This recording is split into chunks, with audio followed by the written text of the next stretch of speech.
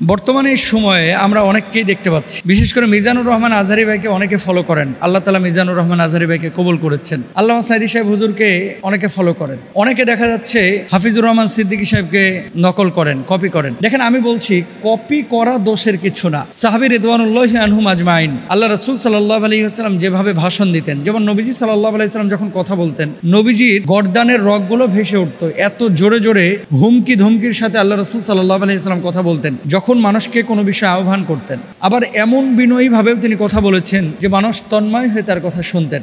এজন্যই একটি কথা রয়েছে, কিছু কিছু বয়ান আছে যেটা জাদুর মতো মানুষকে প্রভাবান্বিত করে। দেখেন, বয়ান শুনে মানুষ নামাজ পড়ে, বয়ান শুনে মানুষ কান্না করে, বয়ান শুনে মানুষ হাসে, বয়ান শুনে মানুষ কাঁদে। মানুষকে কথা দিয়ে কাঁদানো এটা বড় একটা যোগ্যতা, এটা আল্লাহ তাআলা সবাইকে দেন না। এই বাংলাদেশে আমাদের এমন ওস্তাদও আছে যিনি এমন এমন কিতাব লিখেছেন যে কিতাবগুলো মিশরে পর্যন্ত পৌঁছে গিয়েছে, সেখানকার বইমেলায় উঠেছে, অথচ তিনি ভালো বক্তা না, বলতে পারেন। এমন ওস্তাদও আমরা পেয়েছি যিনি এত কঠিন কঠিন আরবি কিতাব লিখেছেন যে কিতাবগুলো আমাদের ওস্তাদরা পড়তে অনেকে ভয় পাইত। কেমন মানে অর্থ বুঝতে সমস্যা হতো, অথচ তিনি জুমার নামাজ পড়াতে পারতেন না, বাংলায় কোনো কথা মানুষকে বোঝাতে পারতেন না। তো আল্লাহ তাআলা এক একটা মানুষকে এক একটা যোগ্যতা দিয়েছেন। কপি করা এটা দোষের কিছু না, তবে কার্বন কপি করা, হুজুরের মতো মুছ রাখছে, হুজুরের মতো টুপি পরছে, হুজুরের মতো ওয়াজ করছে, হুজুর যেভাবে থ্রেট করে সেভাবে থ্রেট করছে, হুজুরের প্রেজেন্টেশন নকল করেছে, কিন্তু হুজুরের যে আখলাক, এই আখলাক বা চরিত্রের সিটে ফোটাও এর ভিতরে নাই। এটা হচ্ছে দোষের, এটা খুবই দোষের,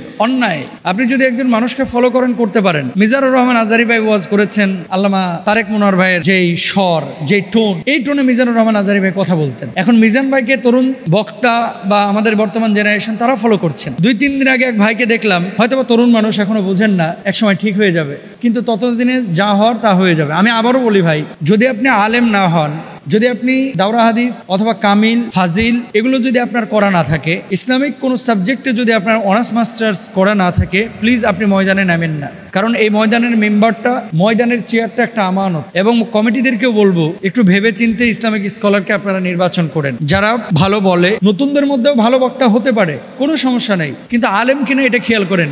ডিগ্রি কি? ডিগ্রি হচ্ছে হুবহু মিজান আজহারী ভাই, নামের শেষে লেখে হুবহু মিজান আজহারী, হুবহু আল্লামা সাঈদী, হুবহু অমুক, হুবহু তমক। এটা কোনো যোগ্যতা হতে পারে না। কপি আপনি করেন, এটা দোষের না, কিন্তু একজন বক্তা নির্বাচনের ক্ষেত্রে তার মতো হুবহু তাই তাকে আপনি নির্বাচন করবেন এবং এসে এমন বড় আসনে বসায় দেবেন। তারপর হলোটা কি? ওই ক্যাসেটের 2-3টা ওয়াজ নিয়ে সারা পৃথিবী তিনি চলতেছেন মুখস্থ করে, এমনটা যেন না হয়। আর তরুণ ওয়াইজিন যারা আমাদের ভাইরা আছেন, আপনাদের কাছে আমার রিকোয়েস্ট যে সব সময় কোনো ব্যক্তিকে এইভাবে ফলো না করে, ব্যক্তির যে আখলাক, ব্যক্তির যে আদর্শ, ব্যক্তির যে চারিত্রিক মাধুর্যতা, সে বিষয়গুলোকে আমাদের ফলো করা উচিত। তরুণ ওয়াইজ কমিটি ভাইরা এটা ফলো করবেন। আর আরেকটি বিষয়, আল্লাহ সুবহানাহু ওয়া তাআলা যদি আপনার কণ্ঠ দেয়, এই কণ্ঠটাকে নিয়ামত মনে করবেন।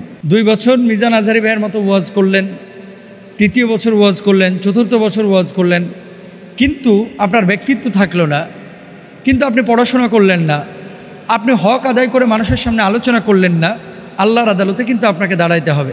সুতরাং এই বিষয়টা আমরা খুব খেয়াল করব। বক্তা, কমিটি, আশপাশের সব ভাইদেরকে আমাদেরকে নজর রাখতে হবে যে কোনো কারণে মঞ্চের বা ময়দানের এই আমানতের চেয়ারটা যেন নষ্ট না হয়। আল্লাহ রাসূল সাল্লাল্লাহু আলাইহি ওয়াসাল্লাম বলছেন, কুল্লুকুম রাইন ওয়া কুল্লুকুম মাসউলুন আন রাইয়াতিহি, তোমাদের মধ্যে প্রত্যেকে দায়িত্বশীল, প্রত্যেকে তার দায়িত্বের ব্যাপারে জিজ্ঞাসিত হবে। বোন যে প্রশ্নটি করেছিলেন, কপি করে কেউ ওয়াজ করলে তার ওয়াজ শোনা যাবে, কোনো সমস্যা নাই। তবে যদি মনে হয় যে আসলে লোকটা ফটকা, এর ভিতরে কোনো যোগ্যতা নাই, এই 2-3টা ওয়াজ নেই, গোটা ইউটিউবে ভাইরাল হওয়ার ধান্দায় একেবারে মত্ত হয়ে আছে, তাহলে সেক্ষেত্রে তাদের লেকচার শুনেন না। বাংলাদেশে হক্কানি ওলামা ইকরাম বা ইসলামিক স্কলারের অভাব নাই, তাদের লেকচারগুলো শোনেন। নিজেরা যারা আমল করে, যাদের কথায় আপনার ভিতরে তাসির তৈরি হয়, তাদের আলোচনাগুলো শুনেন। আসল মাল থাকতে নকল মালে দৌড়ান কেন? আসল জিনিস থাকতে নকল জিনিস নিয়ে টানাটানি কেন করবেন? সুতরাং তরুণ আলেমে দিন যারা কাজ করছে, এরা যদি পড়াশোনা করে কাজ করে, তাদেরকে সাপোর্ট দেন, তাদের আলোচনা শোনেন, তাদেরকে মঞ্চে জায়গা করে দেন।